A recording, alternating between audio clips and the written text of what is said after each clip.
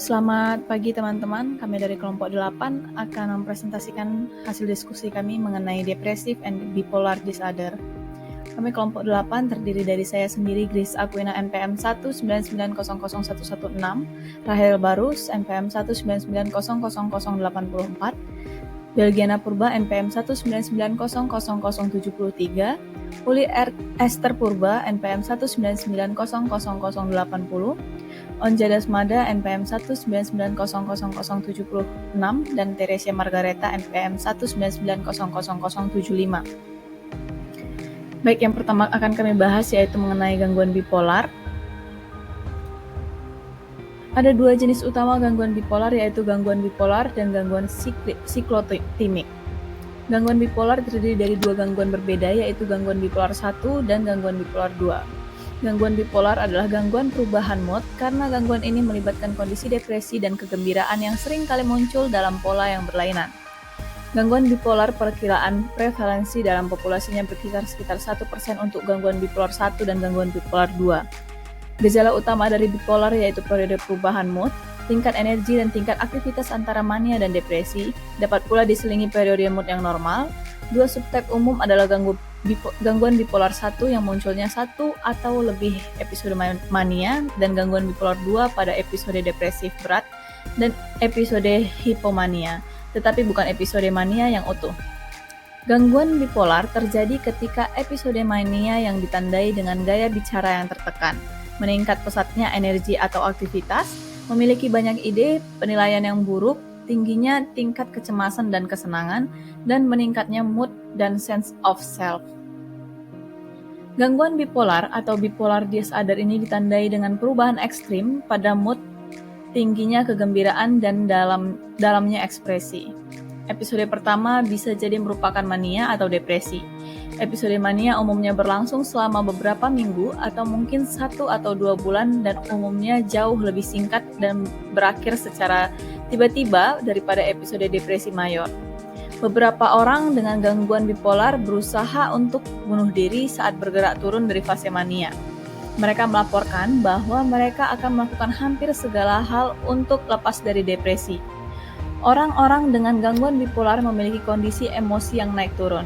Beberapa orang dengan gangguan bipolar mengalami kondisi campur aduk yang ditandai dengan peristiwa mania dan depresi. Selama kondisi ini, seseorang bisa secara cepat bergeser antara mania dan depresi. Selain itu, beberapa orang dengan gangguan depresi mayor juga mengalami kondisi yang campur aduk, di mana mereka menunjukkan beberapa simptom mania, tetapi tidak dalam jumlah atau besaran yang cukup untuk didiagnosis dengan gangguan bipolar. DSM-5 membedakan dua jenis gangguan bipolar, yaitu gangguan bipolar 1 dan bipolar 2. Pembedaan ini didasarkan pada apakah seseorang pernah mengalami episode mania secara penuh. Pada beberapa kasus bipolar, pola siklus cepat muncul di mana individu mengalami 2 atau lebih siklus mania dan depresi dalam rentang waktu 1 tahun tanpa ada periode intervensi mood yang normal. Siklus cepat relatif tidak umum, tetapi lebih sering muncul pada wanita daripada pria. Siklus ini biasanya terbatas hingga 1 tahun atau kurang, tapi dihubungkan dengan bentuk gangguan yang lebih parah dan dengan usaha bunuh diri yang lebih serius. Baik, yang selanjutnya yaitu episode mania atau manic episode. Episode mania biasanya dimulai secara tiba-tiba setelah mengumpulkan energi selama beberapa hari. Ciri utama dari episode mania dan juga episode hipomania adalah meningkatnya aktivitas atau energi. Seseorang tampak bisa sangat produktif dan memiliki energi yang tidak terbatas. Perbedaan dasar antara episode mania sepenuhnya dan episode hipomania adalah tingkat atau keparahannya. Selama episode mania, seseorang mengalami peningkatan atau penambahan mood secara tiba-tiba dan merasa sangat senang terlarut dalam euforia atau optimistis. Seseorang bisa menjadi sangat supel meskipun mungkin sampai pada titik di mana ia sangat menuntut dan memaksa terhadap orang lain. Orang lain menganggap perubahan mendadak pada mood sebagai hal yang berlebihan jika seseorang baru saja memenangkan lotre. Sesuatu hal yang aneh untuk merasa senang karena mengetahui ini adalah hari Rabu. Pria muda dengan gangguan bipolar yang menyebut dirinya Electro Boy menjelaskan seperti apa episode mania yang dialaminya. Kesenangan yang luar biasa dari penyakit mental, terutama dari mania yang diasosiasikan dengan manik depresi, yaitu kondisi emosional yang serupa dengan OZ. Penuh kesenangan, warna, suara, dan kecepatan, terlalu banyak stimulus dan sensoris, sementara kondisi normal itu seperti Kansas yang biasa saja dan sederhana, hitam putih, membosankan, dan tidak menarik. Mania memiliki kualitas serupa dengan mimpi, sehingga seringkali salah menilai episode mania yang dialami dengan mimpi.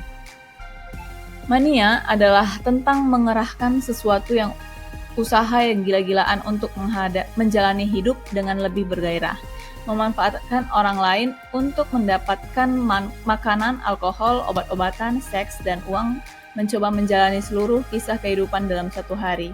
Mania sesungguhnya sangat dekat dengan kematian, paling dekat daripada yang pernah dirasakan. Euforia memberikan kesenangan dan ketakutan di waktu yang sama. Pikiran ketika mania terjadi bercampur dengan gagasan dan kebutuhan yang berganti dengan cepat. Kepala seperti dipenuhi dengan warna-warna terang, gambaran-gambaran liar, pikiran-pikiran aneh, detail-detail yang luar biasa tajam, kode-kode rahasia, simbol-simbol, dan bahasa asing. Orang yang sedang dalam episode mania cenderung akan menunjukkan penilaian yang buruk dan menjadi argumentatif, terkadang bisa saja sampai merusak barang.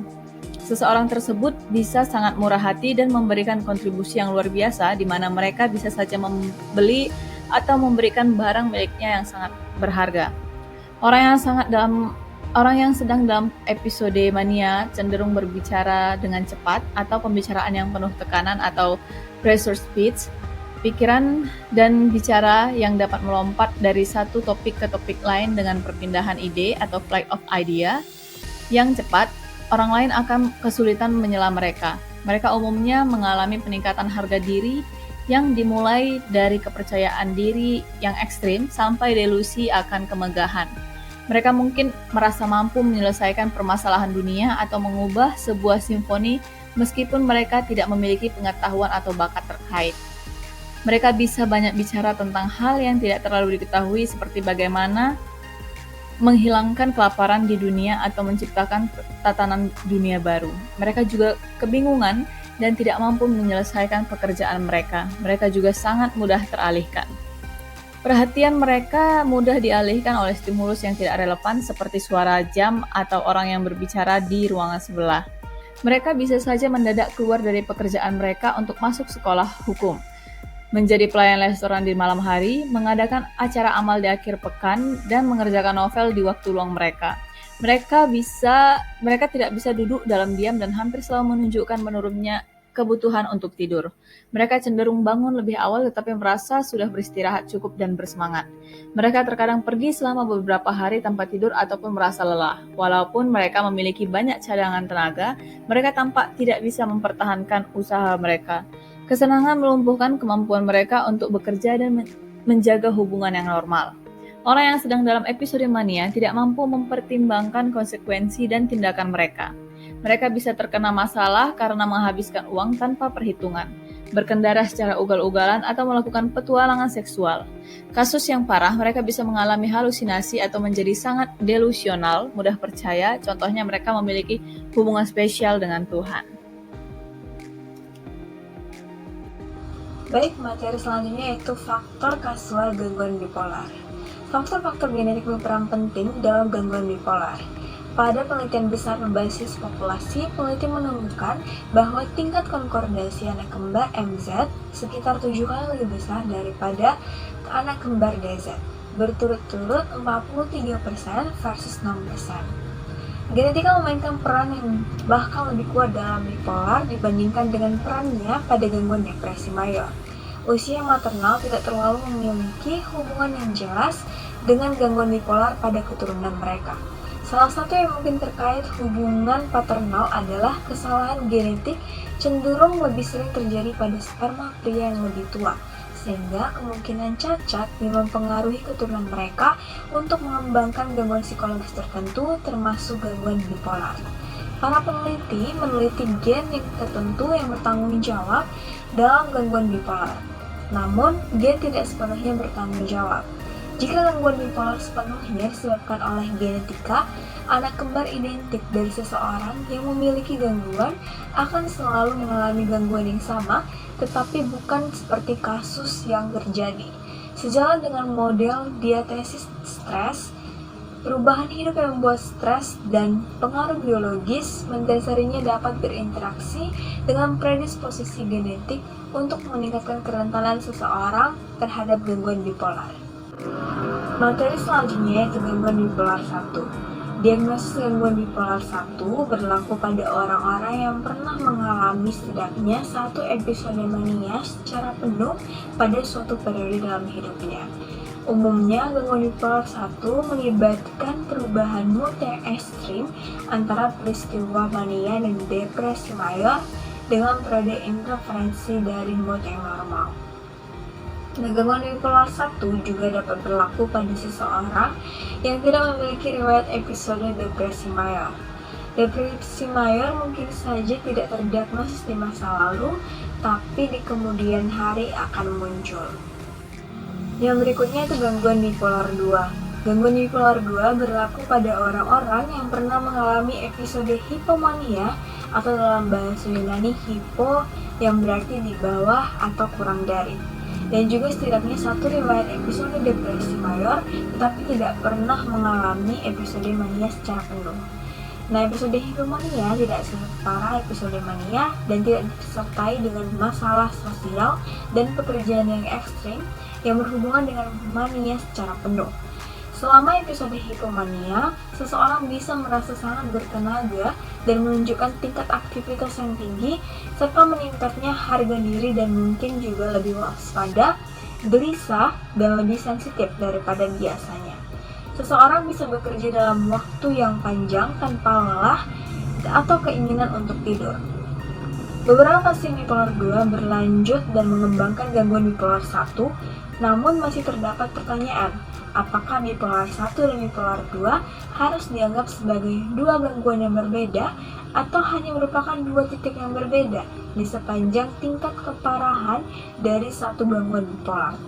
Baik pada pria maupun wanita, gangguan bipolar umum berkembang pada sekitar 20 tahun dan cenderung menjadi kondisi yang kronis serta terus muncul sehingga membutuhkan penanganan jangka panjang. Jumlah gangguan bipolar 1 muncul dalam angka yang hampir sama di antara pria dan wanita. Namun pada pria, gangguan bipolar 1 biasanya dimulai dengan episode mania, sedangkan pada wanita, gangguan ini biasanya dimulai dengan episode depresi mayor. Materi selanjutnya yaitu gangguan siklotimik. Siklotimik disorder umumnya dimulai pada masa remaja akhir atau dewasa awal dan bertahan selama beberapa tahun. Beberapa, jika ada periode mood kesenangan atau tertekan, belum tentu cukup parah untuk dapat didiagnosis dengan gangguan bipolar. Walaupun siklotimik disorder mungkin merupakan gangguan bipolar yang paling umum dengan tingkat prevalensi yang dilaporkan berkisar antara 0,4% sampai 1,0%. Tetapi diagnosis gangguan ini cenderung masih sedikit dalam praktik klinis. Nah, selama periode setidaknya 2 tahun, orang yang dewasa dengan siklotimik mengalami beberapa periode simptom hipomania yang tidak cukup parah untuk memenuhi kriteria diagnosis dari episode hipomania dan sejumlah periode simptom depresif ringan yang tidak dapat dikatakan sebagai episode depresi mayor. Akibatnya, kondisi seseorang berfluktuasi antara periode yang cukup tinggi dan periode yang cukup rendah. Saat mereka sedang tinggi, orang dengan gangguan siklotimik menunjukkan peningkatan level aktivitas yang mereka arahkan untuk menyelesaikan berbagai proyek profesional atau pribadi. Namun, saat mood mereka sedang turun, mereka bisa aja meninggalkan proyeknya sebelum diselesaikan. Kemudian, mereka memasuki kondisi mood yang agak menekan dan merasa apatis dan depresi, tetapi tidak sejauh yang biasa terjadi pada episode depresi mayor. Hubungan sosial dapat tertahan karena perubahan mood dan pekerjaan mereka akan terganggu. Minat akan seks berfluktuasi sesuai dengan mood orang tersebut. Batasan antara gangguan bipolar dan gangguan siklotimik belumlah jelas. Beberapa bentuk dari gangguan siklotimik lebih ringan daripada gangguan bipolar. Siklotimik dapat melumpuhkan fungsi sehari-hari seseorang secara signifikan. Diperkirakan sekitar 1 dari 3 orang dengan gangguan siklotimik yang mengembangkan gangguan bipolar. Baik, perkenalkan nama saya Tresya Margira TP NPM 199000075. Nah, di sini saya akan melanjutkan hasil dari presentase teman saya Uli Aster Purba. Nah, di sini saya akan membahas terlebih dahulu tentang gangguan depresi mayor atau MDD. Nah, jadi depresi mayor atau gangguan depresi mayor ini melibatkan perubahan yang signifikan jika secara klinisnya dalam fungsionalitas diri seseorang tersebut yang di dalamnya melibatkan serangkaian simptom-simptom depresif. Nah, ini termaksud ke dalamnya itu seperti mood depresi. Nah, jadi bentuk dalam mood depresi itu seperti seseorang itu menunjukkan rasa sedih yang tidak normal, terus seperti tidak memiliki harapan untuk melakukan aktivitas atau harapan hidup lah di diri seseorang tersebut. Nah, lalu mereka merasa bahwa mereka itu seperti terpuruk, tersudut gitu. Nah, terus mereka juga merasa bahwa mereka seperti hilang minat, hilang kesukaan atau kebahagiaan ketika mereka melakukan semua aktivitas yang mereka jalani. Nah, paling tidak hal itu berjalan selama 2 minggu. Nah, lalu depresi mayor ini bukan hanya kondisi mengenai kesedihan atau murung saja, namun ada kondisi-kondisi lain yang dibahas di gangguan depresi mayor tersebut. Lalu yang kedua, kita akan membahas gangguan depresi persisten. Nah, gangguan depresi persisten ini salah satunya itu eudistimia. Nah, gangguan depresi mayor itu kan sifatnya parah ya, kronis. Nah, itu biasanya juga ditandai dengan perubahan yang relatif sifatnya itu mendadak dan secara tiba-tiba gitu dari kondisi seseorang yang sebelumnya. Lalu serta diikuti oleh remisi-remisi yang setelah beberapa minggu atau beberapa bulan gitu. Nah, lalu namun mereka juga ada juga beberapa bentuk dari depresi itu menjadi bentuk yang lebih kondisi kronis. Nah, yang kronis ini biasanya bertahan itu bisa selama bertahun-tahun. Lalu dari diagnosis gangguan depresi persisten ini biasanya digunakan untuk mengklasifikasikan kasus-kasus kronis yang bertahan itu setidaknya selama 2 tahun. Jadi dari diagnosis ini yang dari gangguan depresi persisten itu biasanya digunakan untuk mengklasifikasikan kasus kronis tersebut. Nah, lalu orang-orang dengan gangguan depresi persisten ini dapat mengalami atau dapat memiliki juga gangguan depresi mayor tersebut yang sifatnya kronis, atau bisa juga mereka mendapatkan bentuk depresi kronis yang lebih ringan. Nah, itulah yang lebih ringan itu yang disebut dengan distimia. Distimia itu biasanya terjadi pada umumnya pada masa kanak-kanak. Nah, pada masa kanak-kanak atau remaja. Namun ketika beranjak dewasa, distimia tersebut bisa cenderung menjadi lebih kronis, lebih berkembang gitu di masa dewasa tersebut. Jadi distimia ini juga berasal dari bahasa Yunani yang diambil dari kata dis. Dis ini yang artinya buruk atau keras. Nah, terus timnya ini diambil dari kata timos yang artinya jiwa. Nah, lalu selanjutnya kita akan membahas mengenai gangguan disforik pramenstruasi. Jadi, gangguan disforik pramenstruasi ini diperkenalkan itu di sebuah kategori diagnosis. Nah, di dalam DSM-5 itu gangguan disforik itu dimasukkan ke dalam diagnosis. Nah, begitu juga di sebelum DSM-5 itu juga ada dimasukkan ke diagnosis baru. Nah, diagnosis barunya ini ditunjukkan lebih ke perhatian masalahnya itu ke perubahan mood yang terjadi pada wanita ketika wanita tersebut mengalami periode pramenstruasi. Dan hal itu juga dapat meningkatkan penyampaian layanan kesehatan pada wanita yang kemungkinan memiliki atau mengalami gangguan disforik pada masa pramenstruasi ini. Nah, lalu PMDD ini atau gangguan disforik premenstruasi ini merupakan bentuk yang lebih parah dari sindrom premenstruasi atau yang disebut dengan premenstruasi syndrome atau yang disingkat sebagai PMS. Nah, lalu PMDD ini merupakan sekelompok dari simptom-simptom fisik yang berhubungan dengan mood. Nah, jadi simptom-simptom fisik ini berhubungan dengan mood yang ada pada wanita tersebut selama pada masa periode premenstruasi terjadi pada wanita. Nah, lalu diagnosis dari PMDD ini sendiri ditujukan kepada wanita yang mengalami berbagai simptom psikologis yang signifikan. 1 minggu ini terjadi ketika 1 minggu sebelum menstruasi. Nah, lalu hal itu juga mengalami peningkatan.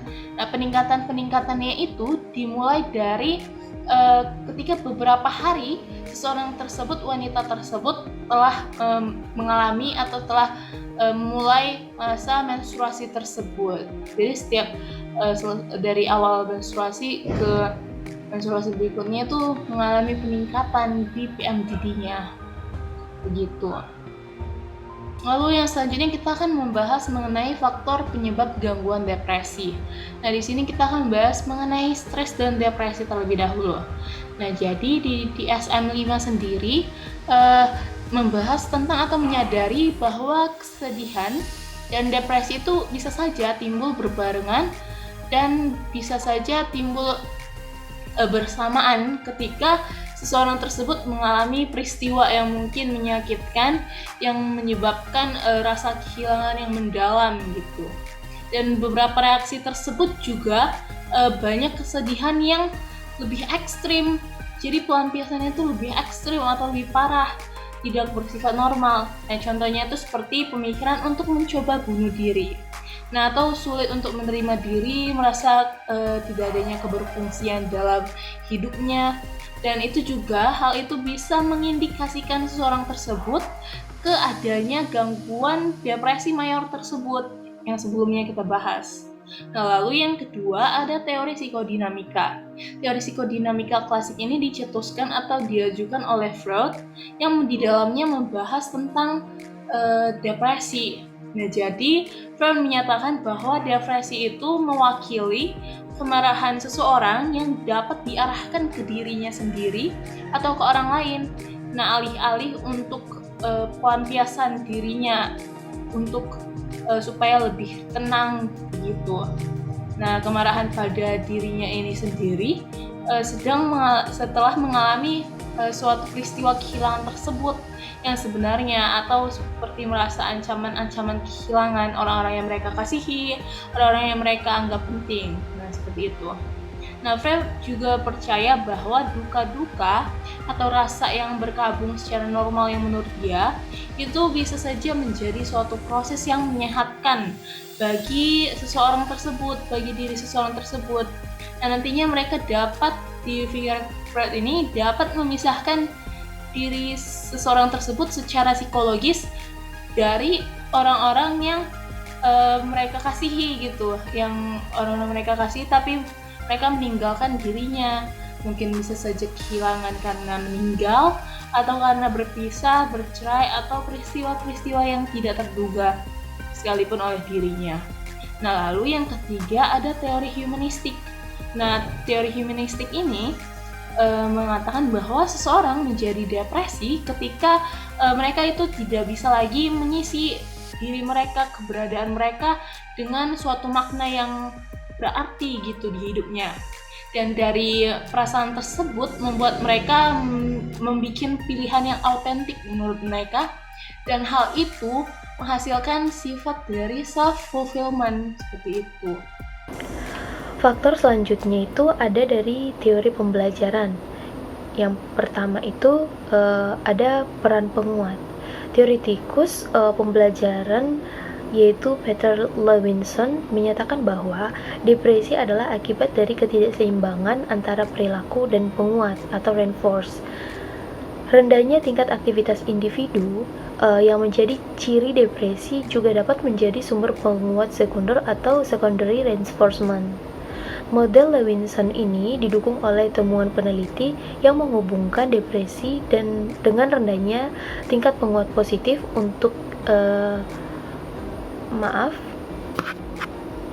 Model Lewinson didukung oleh temuan penelitian yang menghubungkan depresi dengan rendahnya tingkat penguat positif dan yang terpenting oleh bukti yang mendorong pasien depresi untuk berpartisipasi dalam aktivitas yang berharga dan perilaku bertujuan dapat membantu meringankan depresi mereka.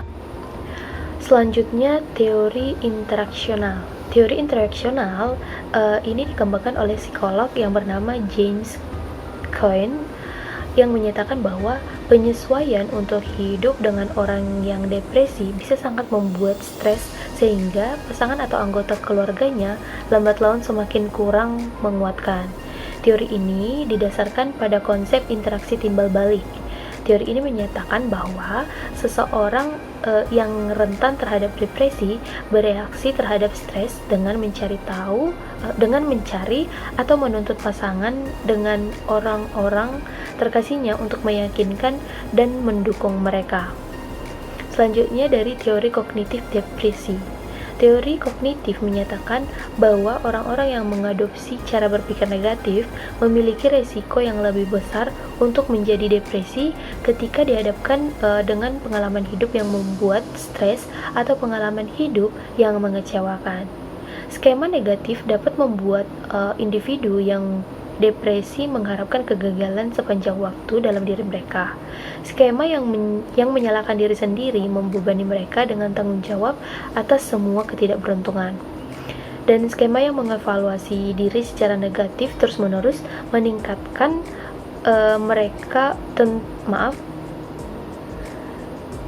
Skema yang mengevaluasi diri secara negatif terus-menerus mengingatkan mereka tentang betapa tidak berartinya mereka.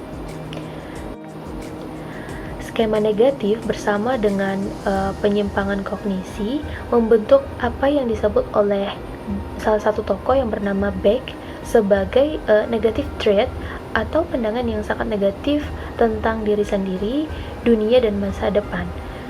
Daftar berikut yang akan saya jelaskan ada beberapa penyimpangan kognitif utama pada individu yang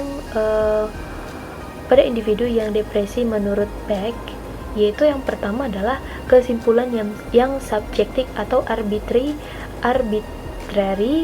inference, yaitu suatu kesimpulan yang diambil tanpa bukti-bukti cukup atau tanpa bukti sama sekali.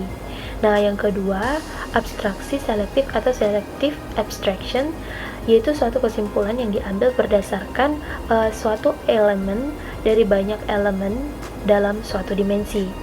Nah, yang ketiga, overgeneralisasi, yaitu suatu kesimpulan menyeluruh yang diambil berdasarkan satu peristiwa tunggal yang mungkin tidak penting. Nah, yang keempat, magnifikasi dan minimisasi.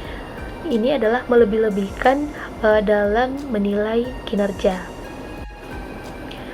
Kecenderungan untuk melebih-lebihkan pentingnya kesalahan kecil adalah contoh dari kesalahan dalam berpikir yang disebut Beck dengan distorsi kognitif, di mana psikiater David Burns mengidentifikasi sejumlah distorsi kognitif yang berhubungan dengan depresi, yaitu yang pertama, adanya pemikiran semua atau tidak sama sekali. Yang kedua, adanya generalisasi yang berlebihan. Dan yang ketiga, ada filter mental. Selanjutnya, mendiskualifikasikan hal positif. Selanjutnya, terlalu cepat menarik kesimpulan. Kemudian, penalaran emosional, pernyataan keharusan, kemudian memberi label dan salah memberi label, dan yang terakhir adanya personalisasi. Faktor yang selanjutnya yaitu teori ketidakberdayaan atau atribusi dan kepuasan. Nah, saya akan menjelaskan satu persatu. Yang pertama, ketidakberdayaan yang dipelajari atau learned helplessness. Model ini menyatakan bahwa seseorang bisa menjadi depresi karena mereka belajar untuk melihat diri mereka sebagai pribadi yang tidak berdaya untuk mengubah hidup mereka menjadi lebih baik. Martin Seligman menyatakan bahwa seseorang belajar untuk memandang diri mereka sebagai pribadi yang tidak berdaya dari pengalaman mereka. Model ketidakberdayaan yang dipelajari karenanya menggabungkan model perilaku dan kognitif yang menghasilkan faktor situasional menumbuhkan sikap yang menyebabkan depresi. Seligman dan rekannya merombak dan merevisi teori ketidakberdayaan dalam kerangka konsep psikologi sosial dari gaya atribusi. Gaya atribusi adalah gaya personal dalam menjelaskan sesuatu. Adapun jenis atribut yang paling rentan terhadap depresi yaitu yang pertama faktor internal, di mana keyakinan bahwa kegagalan mencerminkan kekurangan pribadi mereka. Nah, yang kedua itu faktor global, di mana keyakinan bahwa kegagalan mencerminkan kesalahan besar dalam kehidupan si individu. Nah, yang ketiga atau yang terakhir yaitu faktor stabil, di mana keyakinan bahwa faktor-faktor yang menyebabkan kegagalan bisa diubah. Nah, seseorang menjadi depresi menurut teori atribusi ini bila mereka mengatribusikan berbagai peristiwa kehidupan yang negatif pada berbagai penyebab yang stabil dan global. Yang kedua, faktor yang selanjutnya itu adalah teori keputusasaan atau hopelessness theory. Teori ini mempertimbangkan kemungkinan adanya harga diri yang rendah dan kecenderungan untuk menyimpulkan bahwa peristiwa negatif dalam hidup akan menyebabkan konsekuensi negatif yang berat. Namun, kelebihan teori ini yaitu dapat langsung menjawab masalah komorbiditas depresi dan gangguan ansietas. Berdasarkan banyak bukti terdahulu, Alloy dan partnernya mendapatkan bahwa ekspektasi ketidakberdayaan menimbulkan dengan elemen kecemasan. Bila ekspektasi ketidakberdayaan menjadi ketidakpastian, timbullah suatu sindrom dengan elemen depresi dan kecemasan. Yang kedua, faktor biologis. Faktor biologis ini terdiri dari faktor genetik dan faktor biokimia dan abnormalitas otak. Saya akan menjelaskan yang pertama, faktor genetik. Faktor-faktor genetik memainkan peran penting dalam menentukan risiko seseorang mengembangkan gangguan depresi. Peneliti menemukan bahwa variasi gen tertentu yang terlibat dalam pengaturan serotonin dikaitkan dengan risiko yang lebih besar dari depresi ketika menghadapi stres kehidupan. Depresi mayor tidak hanya cenderung diwariskan, tetapi semakin dekat hubungan gen yang dimiliki seseorang, semakin mungkin orang tersebut untuk memiliki gangguan depresif. Nah, yang kedua, faktor tadi ada faktor biokimia dan abnormalitas otak. Penelitian mengenai dasar biologis dari gangguan mood sebagian besar berfokus pada abnormalitas aktivitas neurotransmitter di dalam otak. Penelitian awal sekitar 50 tahun yang lalu menunjukkan bahwa obat-obatan yang saat ini kita sebut dengan antidepresan yang meningkatkan tingkat neurotransmitter norepinefrin dan serotonin dalam otak, dua neurotransmitter yang seringkali membantu meredakan depresi. Nah, setelah adanya faktor penyebab gangguan depresi, di sini kami akan membahas terapi psikologis depresi. Gangguan depresi umumnya ditangani oleh psikoterapi dalam bentuk terapi psikodinamika, terapi perilaku, atau terapi kognitif, atau juga dengan pengobatan biomedis seperti pemberian antidepresan atau terapi elektrokonvulsif atau disingkat dengan ECT. Saya akan membahas yang pertama itu penanganan psikodinamika. Beberapa terapi psikodinamika juga menggunakan metode perilaku untuk membantu klien mendapatkan kemampuan sosial yang dibutuhkan untuk mengembangkan jejaring sosial yang lebih luas.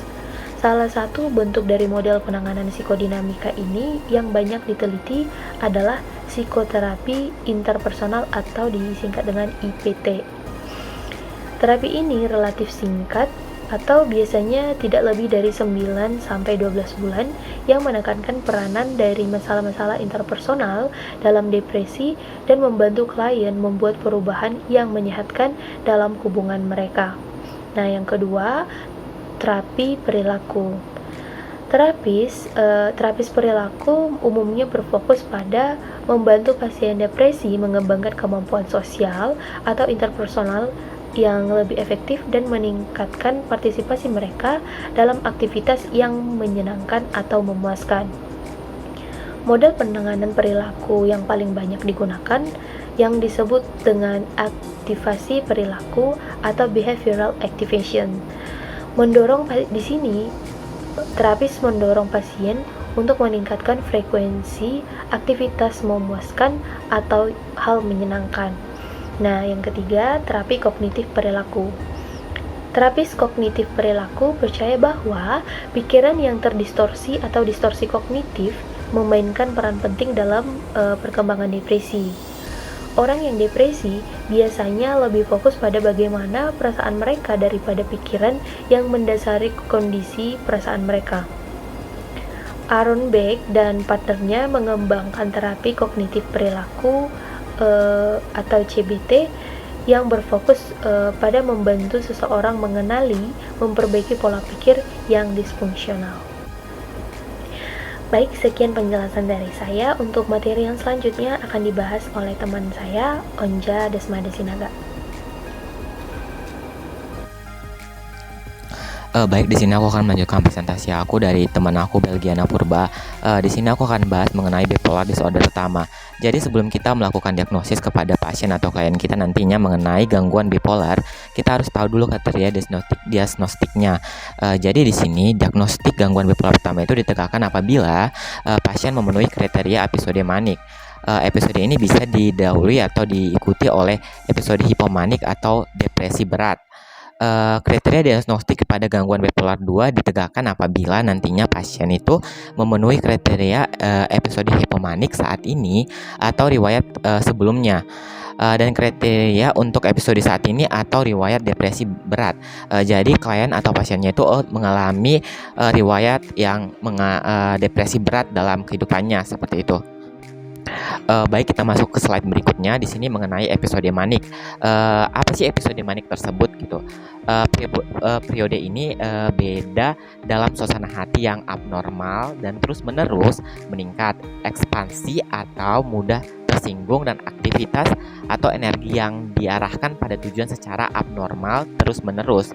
Jadi perilakunya itu tindakannya itu tidak sesuai dengan norma atau suatu hal yang aneh menurut orang lain gitu.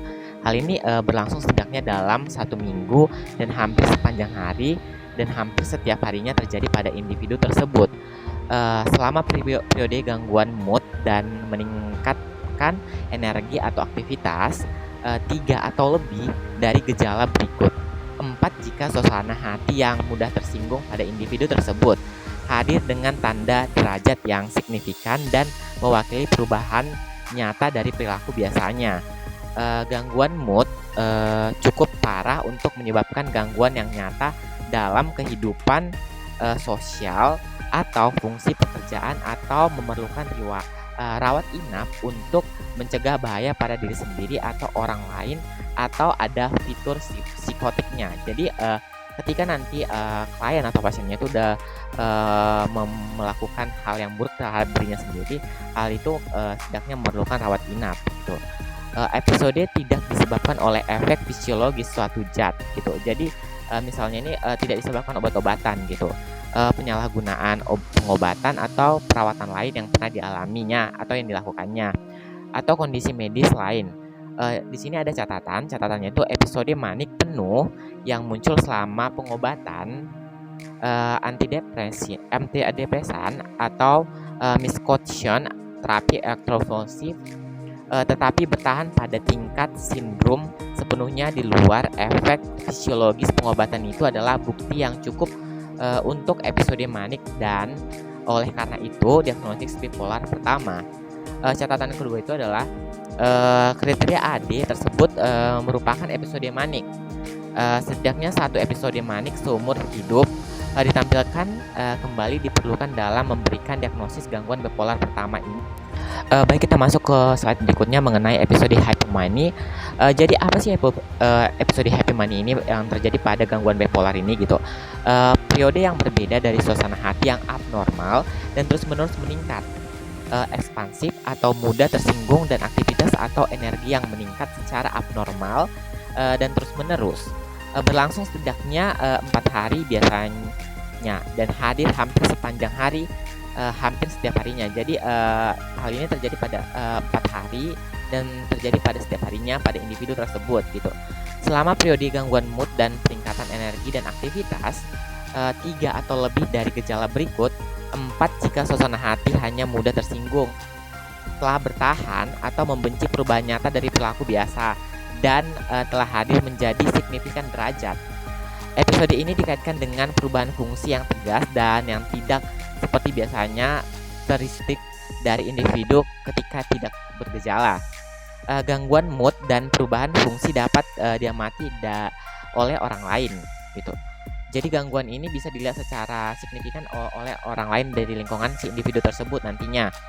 Episode tidak cukup parah untuk menyebabkan gangguan yang nyata dalam sosial atau pekerjaan fungsi nasional atau memerlukan rawat inap nantinya. Jika dia sudah membahayakan dirinya sendiri, jika ada ciri psikotik atau episode menurut definisi manik.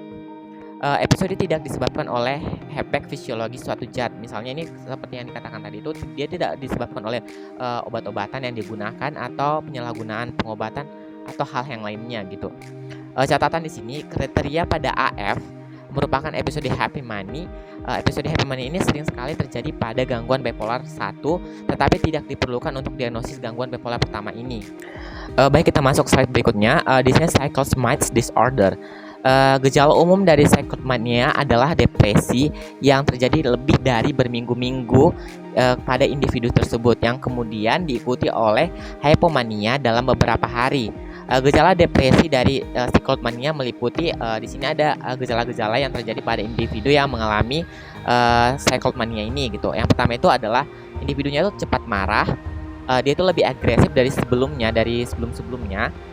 Gangguannya itu dia mengalami gangguan tidur, bisa insomnia atau hypersomnia. Selanjutnya itu nafsu makan berubah dan berat badan menurun. Selanjutnya itu mengenai mudah lelah. Jadi individunya itu merasa setiap harinya dia itu mudah lelah.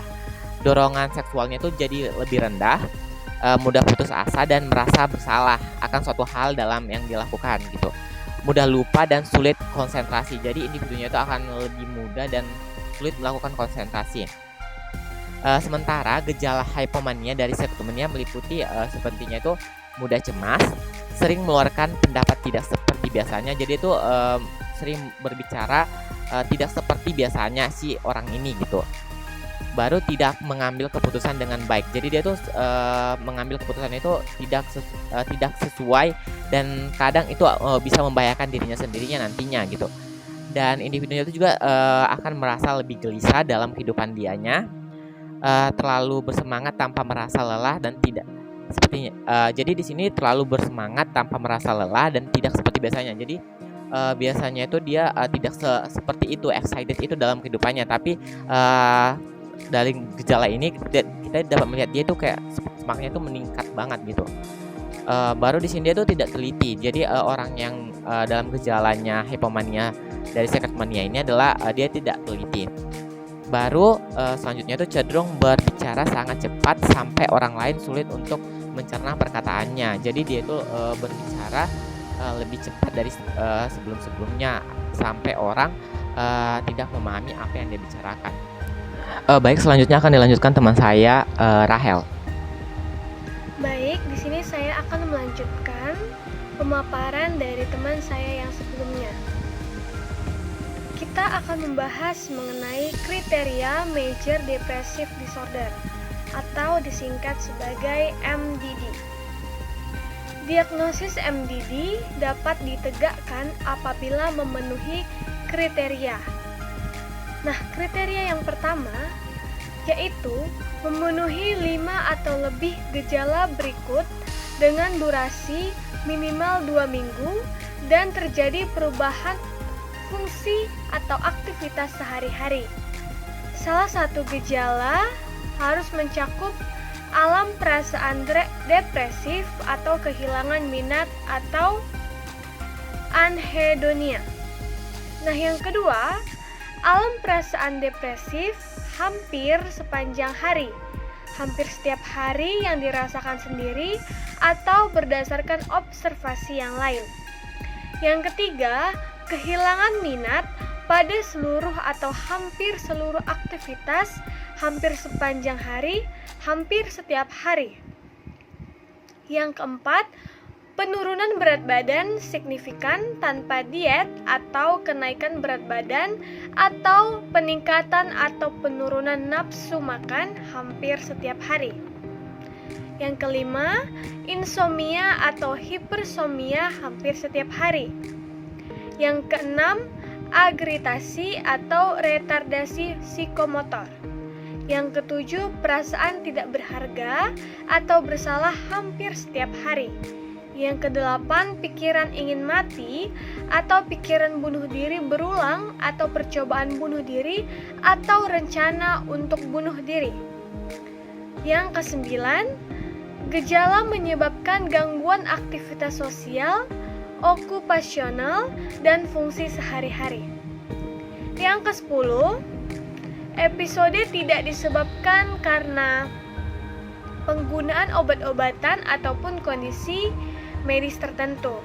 Yang ke-11, gejala tidak disebabkan karena gangguan skizofrektif, skizofrenia, skizofreniform, gangguan delusi, dan skizofrenia atau gangguan psikotik lainnya. Yang ke-12, tidak pernah mengalami episode manik atau hipomania. Kemudian, kita akan membahas mengenai kriteria persistent depressive disorder atau dysimia. Alam perasaan depresif hampir sepanjang hari, hampir setiap hari yang dirasakan sendiri atau berdasarkan observasi orang lain selama paling tidak harus 2 tahun. Muncul 2 atau lebih gejala berikut pada setiap episode. Nah, yang pertama ada anoreksia atau penurunan nafsu makan atau hiperfagia. Yang kedua insomnia atau hipersomnia. Yang ketiga lemas, yang keempat percaya dirinya rendah, yang kelima sulit konsentrasi dan mengambil keputusan, yang keenam perasaan putus asa. Perasaan putus asa ini seperti tidak memenuhi kriteria pada poin 1 dan 2 tadi selama lebih dari 2 bulan berturut-turut dalam 2 tahun. Kemudian memenuhi kriteria MDD selama 2 tahun berturut-turut. Tidak pernah mengalami episode manik atau hipomania dan tidak memenuhi kriteria gangguan siklotimia. Keluhan yang dialami tidak disebabkan karena gangguan skizofrektif, persisten, skizofrenia, gangguan delusi atau skizofrenia dan gangguan psikotik lainnya.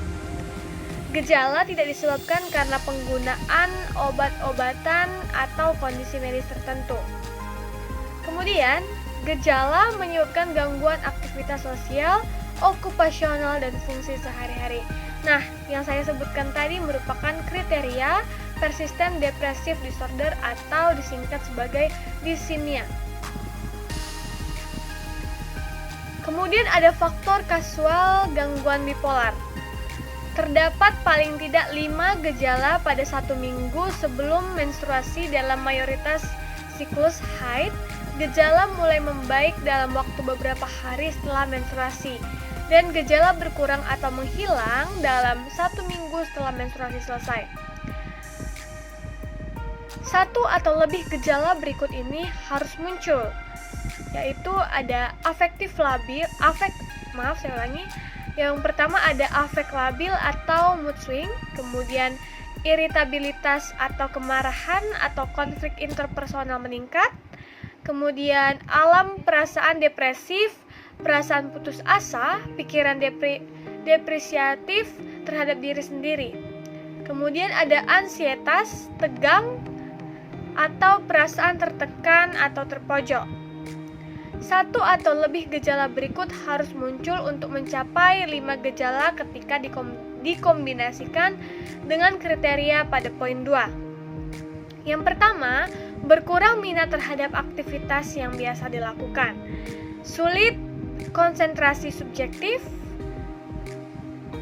letargi, mudah lelah, hiperfagia atau ngidam, kemudian hipersomnia atau insomnia, kemudian perasaan tidak dapat mengontrol keadaan, kemudian ada gejala fisik seperti nyeri payudara, bengkak payudara, aralgia, mialgia, peningkatan berat badan, dan kembung.